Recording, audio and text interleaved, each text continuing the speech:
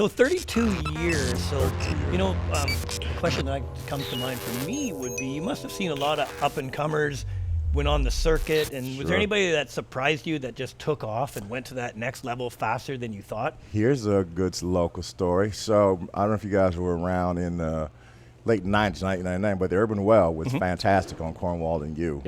Fantastic. And so everybody came through there. But I pulled aside the little young Seth Rogen and gave it to him real good about how bad he was doing and trying to act too mature. And it stuck with him. And he gives me credit for it, but he actually just had me read a part of his yearbook, telling the story about how I ripped him in half at the Urban Well. Oh, wow. Yeah, wow. And so it was very cool, and he's always been a friend and a fan, and so nobody saw that happening. Nobody saw that happening. Well, I can tell you right now that I was a big fan of the Urban Well. I lived down there, and I went to all those. So I was there. I saw Robin Williams walk in one night, and then the other guy from Saturday Night Live, Kevin Nealon walked in. Yeah.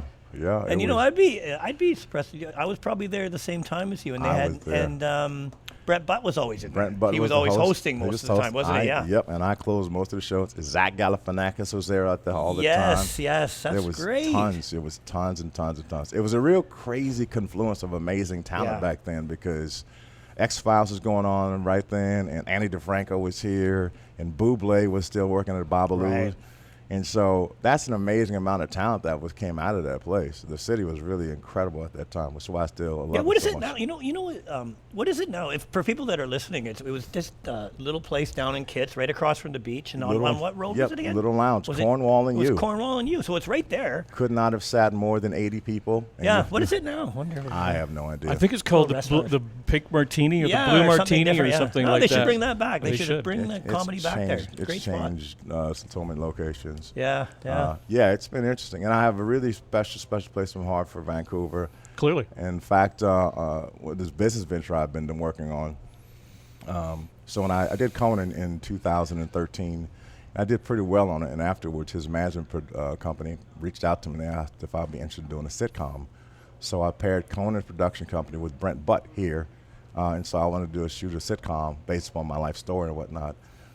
So I'm sitting in a trailer and realizing what happens if the show doesn't work. And I came with this idea. I love the comedy club industry so much, and I thought, what better way to affect the comedy club industry by owning a bunch of comedy clubs?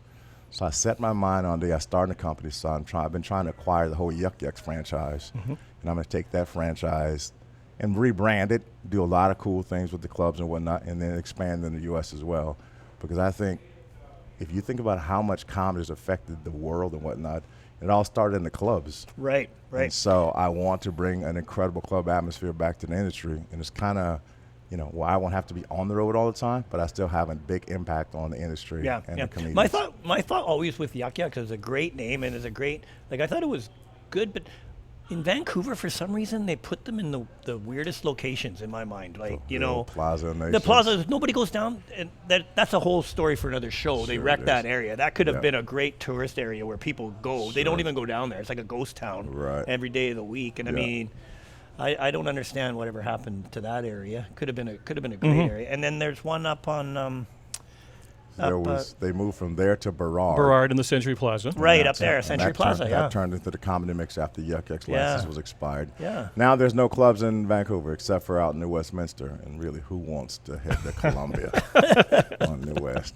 No, it's a great club. It's a very, very great club. House of Commons. Well, good luck with that. I'm really trying my hardest, and that's why I'm staying here, and I'm really putting all my eggs in the basket to help the industry and the game and not look while I'm doing it.